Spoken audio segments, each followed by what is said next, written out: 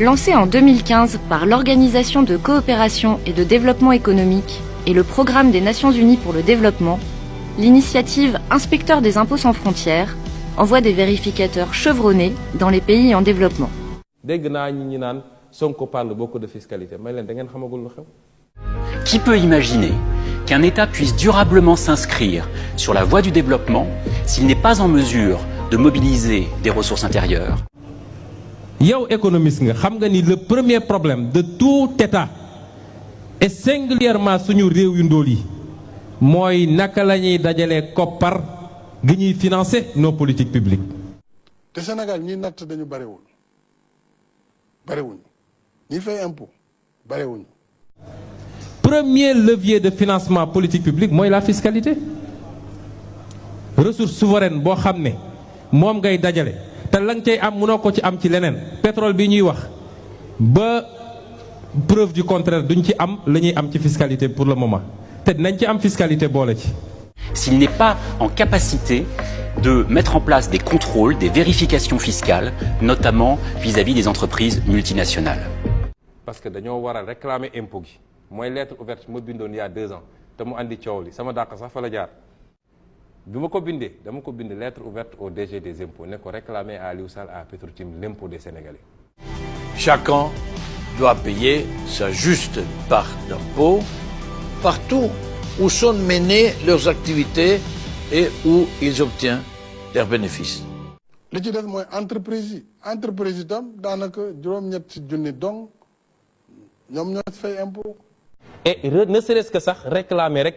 li ñu waroon fay ci impôt ci transaction titres yi ñu def ñoom Franck Timis ak ñeneen c'est des centaines de milliards yoo xam ne Sénégal perte na ko avec la complicité du régime de Macky Sall et la responsabilité de l'État. Nous avons constaté un ensemble de stratégies mises en place par les entreprises pour se soustraire au maximum au paiement de l'impôt. musuñoo am yéene ni dañuy exploiter am ci xaalis bu dul jeex ne mes l'impôt sax fayuñu ko ci loolu foofu la responsabilité Amadou Ba dugg ak waa direction générale des impôts et domaines parce que plus-value boobu ku mus a jàng l'impôt rek xam nga ne dañ ci war a fay impôt ñoom ñu bañ ne duñ ci fay l'impôt ñooñu jël suñu xaalis ne mes dem seen yoon. Le combat aujourd'hui que nous menons avec nos vérificateurs, avec nos inspecteurs et nos contrôleurs, c'est d'assurer la lutte contre les prix de transfert et la lutte contre les management fees font remonter énormément de ressources qui échappent de ce fait à l'impôt. ñun agent des impôts wala ñoom léegi pare naa ci booy ñëw commencé da ngay prêter serment tu prêtes serment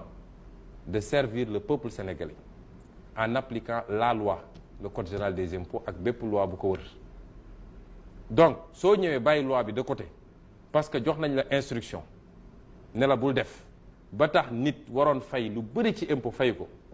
te booba jamono boutiquier bi nekk fii su fayul 50 000 francs yi ngeen koy laaj ngeen tëj boutique am ab ndoxa dem jóge fële ñu jox ko suñu pétrole mu dem jaay ko am ci ay milliards ne mes fay war a fay impôt fayoo ko yow sa responsabilité c'est engagé c'est un délit de concussion loolu. Il y a énormément de moyens de mobiliser des ressources domestiques, mais il y a des sources de financement qui sont plus larges que les autres, et ça, c'est vraiment la source de taxation au niveau des multinationales. dañuy jël sur 40 ans sur 20 ans ñu may nit ay avantages fiscaux muy def ay milliards Sénégal di ko génne Sénégal te fayu fi fukki dërëm il faut ñu dindi ko tous les gens qui viennent ne dañuy investir ba pare balaa ñuy ñëw dañ naan jox ma des avantages fiscaux te ñemewuñ ko def fa ñu dëkk nemuñ ko def Turquie nemuñ ko def France nemuñ ko def Chine. yooyu laa ne suñ ci agiré mën nañu am lu ëpp 600 milliards par année. Et lutter contre la fraude fiscale ou contre une optimisation trop agressive de la part de ces multinationales, c'est faire quelque chose de bien pour la solidarité internationale. La France, comme d'autres pays, à travers l'OCDE bien sûr, doit travailler à aider ces pays à mieux lutter contre la fraude fiscale. Le syndicat impôt dénoncé woon na fi les remises gracieuses ay multinationales yoo xam ne dañoo def fraude fiscale waroon fayuñu te xam ko c'est-à-dire yi gën a garaaw yoo xam ne délit pénal la pénal code général dafa ne lii délit pénal la dañu war a am c'est passible d'emprisonnement mooy collecter TVA par exemple man ma ñëw di jënd ci yow nga ne ma 100 laa lay jaay waaye nag état bi am na ci 18 muy 18% muy 118 TVA nga collecter TVA ba pare waruñ ko reverser toog ci xaalisu jàmbur nga toog ci ñu jàppale ci loolu ñu xëy ne remise gracieuse annulé nañ ko loolu yu garaaw a garaaw la Assemblée nationale voté ne léegi jox nañ ministre des finances sañ-sañu mu mën a annuler impôt même sur redressement fiscal ki nga xam ne fraude fiscale la def encaisser impôt ci salarié ñiy liggéey nga dagg leen impôt ba pare versé woo ko wala nga dagg impôt TVA ci ñi ñëw jënd ba pare versé woo ko loolu code des impôts nee na délit pénal la ñu ne may nañu ministre des finances mu annulé ko gis nga bi ñu ko defee ci lu wat moins de 6 mois ministre des finances annulé na plus de 54 milliards ci ay redressement fiscaux yoo xam ne xaalisu réew mi la mu ne rek bàyyi naa ko xam nga man loolu kenn mënu ma gëm loon da koo def rek parce que entreprise yi neex na leen ci entreprise yoo xam ne def nañu ay milliards de bénéfice ci at woowu te gis nga yooyu yëpp su nguur gi soppi koo de te ñun ñu yàlla boole ñu si ñi koy ŋànk yooyu yëpp dina fi leer te du mel ni caaxaan yi ñu doon def ay traque des biens mal acquis moo tax liñ leen di wax ku nekk na xool li muy def kenn joxu leen kenn mayu leen dañ leen dénk lii alal réew mi la te Sénégal ko gën a soxla réew moo xam ne ndóol maa ngi fi réew moo xam ne radiothérapie sax mënoo ko am réew moo xam ne soo demee ci àll bi nit ñaa ngi jàng ci ay sàkket. Le Sénégal est en train d'aller vers une amélioration des ressources internes. C'est vrai que le Sénégal n'en est pas encore là, mais on est sur la voie. bëri na lu ñuy yàq perdition loo xam ne ci wàllu l'impôt la mooy li ñuy wax les niches fiscales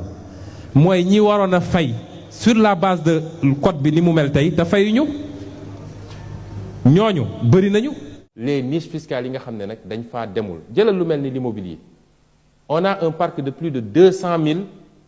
foyers immobiliers au Sénégal il y en a que 6 000 qui sont fiscalisés donc suñu capacité kenn xamul nu mu toll te ñu ngi ko fi bàyyi. tey am na ñoo xam ne soo jëlee le secteur immobilier on a recensé plus de 200 000 foyers yu ñu war a fiscaliser amu ci sax 7 000 yu ñuy fiscaliser benn potentiel la boo xam ne mi ngi fi. man dama bokk ci ñu gëm ni atteindre guñu le quart de nos capacités moo tax su ma déggee monsieur le ministre vraiment félicitations budget bi yokk na recette fiscale may leen bu leen xamu leen sax lu xew parce que li ñu bàyyi ci ay niche fiscale muy li nga xam ne ci code bi la nekk déjà rapport dépenses fiscales yi wane na ni lu ëpp 500 milliards la ñuy perte ci année ci ay exonération yoo xam ne baaxul. nañu bàyyi di maye li nga xam ne moo waroon a tey financer suñu développement noonu laa ko waxee ci yeneen élément de financement yi mu wax mooy tey suñu wax naa ne suñu renégocier woon nos contrats chaque année mun nañu andil 800 milliards chaque année mun nañu andil 800 milliards suñu renégocier woon nos contrats 800 milliards boo jëlee fii 600 milliards boo jëlee fii 400 milliards boo jëlee fële mais loolu réglé na sa problème doo soxla nekk dans un cycle d'endettement chronique gis nga tey bor bi fu mu toll. Nous devons nous assurer que les pays disposent des bons outils et des compétences pour mobiliser les recettes nécessaires au financement du développement. L'impôt moom wax dëgg yàlla ku amul gannaaw rek ñaare yaa koy fay waaye ñi war a fay impôt dëgg am doole ci réew mi borom gros capital yi fu ne saa su ne am na fu ñu leen di jaarale. bor bi ngay wax bor mooy yor réew mooy tabax réew. Nous nous endettons pour construire le développement économique et social. Voilà. Comment voulez-vous construire un développement sans dette? Ne peut pas être la source de financement des projets phares de l'État. Il faut absolument qu'on commence à réfléchir sur les financements domestiques de ces questions qui sont capitales pour les États. dama lay wax politique publique lan moo koy financer source financement État yii la bu njëkk c'est la fiscalité nga teg ci ressources naturelles teg ci monnaie. ñeenteel bi nag boo dajalee loolu yépp ngay doog a xool ne est-ce que soxla naa lebi wala soxlawuma ko ak naka laay lebee de manière raisonnable tey ñu ngi à 61% du PIB li ñu leb Macky Sall day xëy di leb rek dugg ci avion balaa may dee Amadou Ba ñëw assemblée ne soo gisee ñu leb c'est que dañ ñoo wóolu mais ku ñu sànni amusoo nga gaaw di ci mat tubaab bi xam nañ ne am nañu pétrole am nañu gaz am nañu or am nañu dinañ la lebal di la dugal tey li waroon nekk la ñuy mujjee ci ut ci financer économie moom la ñu njëkkee mooy bor bi fiscalité mooy lépp. ñu ngi liggéey nag pour aussi yaatal natt bi loolu rek ay tax ñu mën suñu bopp mënal suñu bopp ba ëllëg dootuñu dem fenn di tàllal loxo parce que suñu koom-koomu réew suñuy citoyen réew danañ am conscience ne xaalis ba ñuy fay ci wàllu impôt La mission, c'est de partager avec les collègues sénégalais ici mon vécu, mon expérience personnelle et les pratiques professionnelles. On découvre des choses ensemble, notamment des schémas d'optimisation fiscale très agressifs, qui sont des pratiques dommageables pour, on va dire, l'État sénégalais. Tous les pays, en effet, sont confrontés à ces mêmes défis. Simplement, il y a des techniques, pratiques qui peuvent être partagées. Le programme Inspecteur des impôts sans frontières nous apporte une touche nouvelle dans la fiscalisation des opérations internationales. En tout cas, nous avons bon espoir